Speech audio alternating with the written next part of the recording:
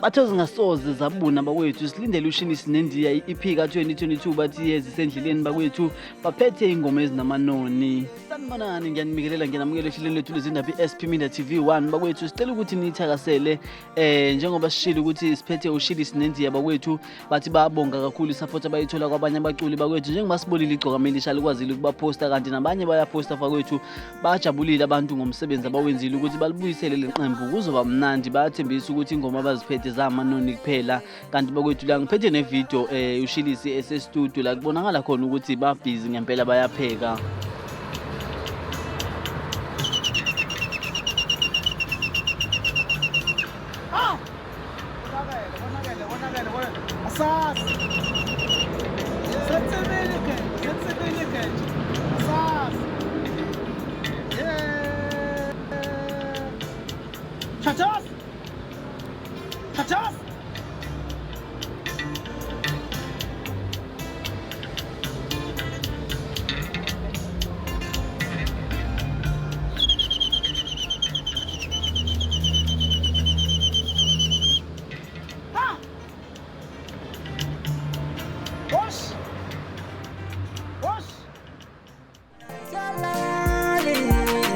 Mina lentirang ti tamae, awo tamae.